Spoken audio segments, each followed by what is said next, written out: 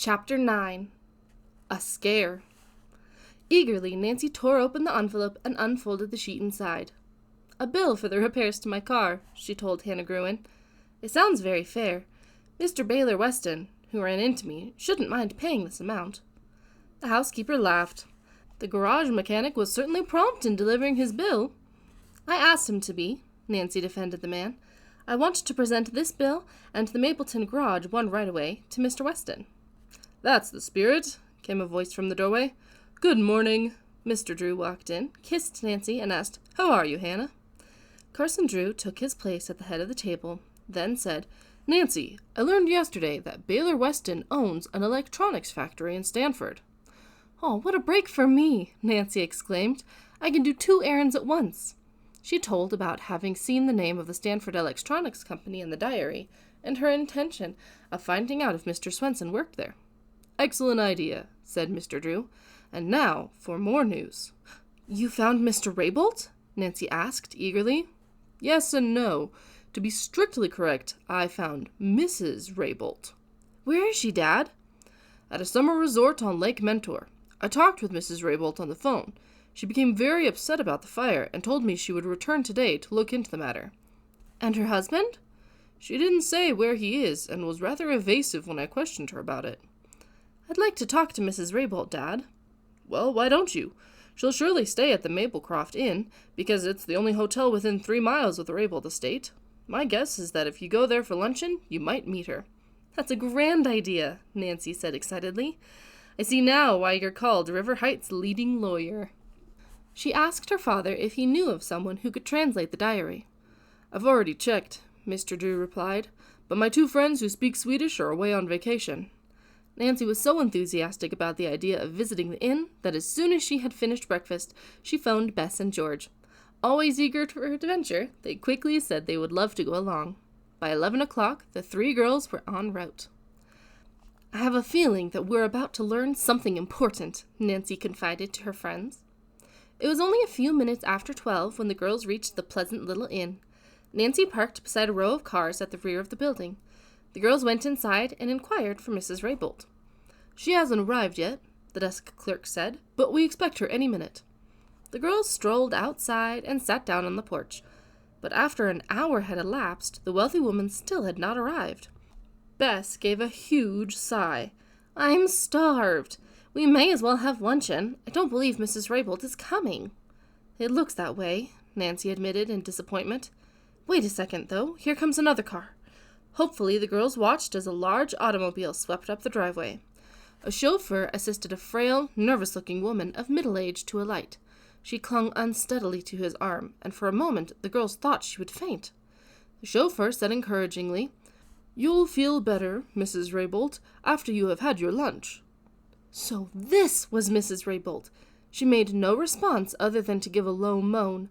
Still leaning on the chauffeur's arm, she walked uncertainly up the porch steps. "Goodness!" Bess exclaimed in a whisper. "Isn't that poor woman pale? She looks ill. I'm surprised her husband left her alone." Nancy did not comment. She was watching Mrs. Raybolt closely, and it struck her that the woman was actually ill. As she reached the porch, Mrs. Raybolt caught hold of a post for support. "I can't go on," she whispered weakly. Then she fainted. The chauffeur caught her in his arms as she fell and eased her to the level of the porch. Nancy and her friends, thoroughly alarmed, rushed forward to be of assistance. "I'll get some water," Nancy cried and dashed inside. The desk clerk came rushing out. "Take her into the manager's office," he suggested kindly. "I'll call a doctor." The chauffeur quickly explained that they had just been to the scene of the fire. Then Mrs. Raybolt was carried inside and made comfortable on the couch. Her face was pale, but as Nancy applied a wet cloth to her forehead, she revived somewhat. "Felix," she moaned. "Oh, Felix." "Your husband will be here soon," Nancy assured her soothingly. Her words had an astounding effect upon the woman. She half raised herself, and her eyes, fluttering open, had a wild expression in them. "My husband is dead," she moaned. "He's burned to death." "She must be hysterical," said the manager's secretary. "I hope the doctor gets here soon." "Your husband isn't dead," Nancy said comfortingly.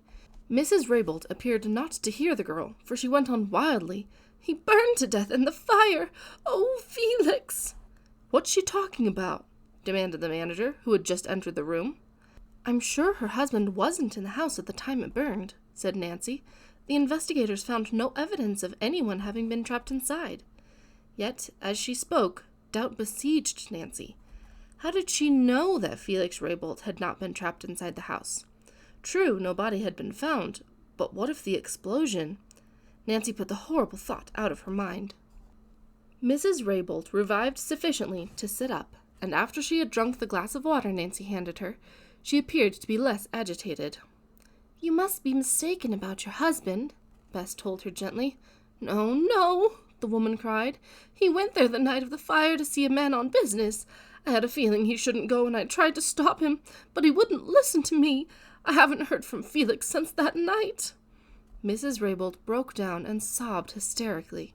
Nancy asked the name of the man whom Felix Raybould had gone to see. "I don't know," she replied. "Felix never confided any business matters to me. He resented questions. I do know that Felix was uneasy about the appointment." "Why?" "He anticipated possible physical violence." Nancy and her friends gulped. If the person with whom Mr. Raybould had an appointment was Joe Swenson, here was still another count against the Swedish inventor. At that moment the doctor appeared. He briskly cleared the room, insisting that the patient have absolute quiet. Nancy and her friends left with the others. "Well, what do you think of the case now?" George whispered tensely. "I think," Nancy returned soberly, "that things look very black for poor Joe Swenson." The three girls ate luncheon in silence. They did not want to discuss the mystery in public, and were too concerned to talk of anything else. When they finished eating, Nancy stopped at the reservation desk and asked the clerk for directions to Stanford. "Take the short cut across Sunview Mountain," he advised. "It's half the distance, and it would be by the main road." Nancy thanked him, and the girls went to the car. As they were about to drive off, a state trooper stopped Nancy and said, "A word of advice, young ladies. We believe a dangerous criminal is hiding in the vicinity. Keep your doors locked." "What did he do?" Bess asked, fearfully. "It's suspected he's a firebug, a robber, and, well, he may use a gun on anyone who gets in his way." "What's his name?" Nancy inquired, her heart sinking in fear that it would be Joe Swenson. To her relief, the officer replied that the police were still working to establish the man's identity. "But watch your step, and if you should see anything suspicious, be sure to report it to us." "I will," Nancy promised, and drove off. 5 miles farther on, she turned into the narrow shortcut across Sunview Mountain. The twisting road, bordered by tangled undergrowth and dense woods, was deserted. Bess shivered. "The wildest section in the county," she exclaimed nervously. "Just the sort of place a criminal would choose for a hideout.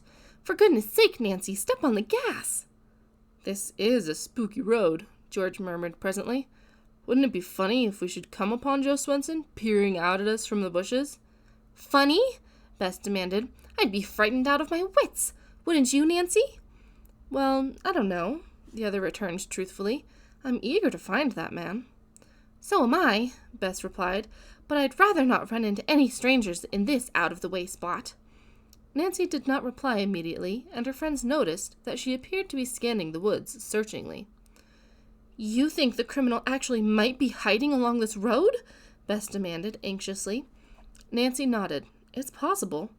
"Turn back," Bess pleaded. "No telling what he might do to us." "Don't get jittery," Nancy advised. "Remember, we have to find out if Joe Swenson works at the plant in Stanford." As they drove along the winding road, the three girls maintained a vigilant lookout. Suddenly, Bess cried out, "There's a man ahead, at the side of the road! He's motioning us to stop! Don't do it, Nancy!"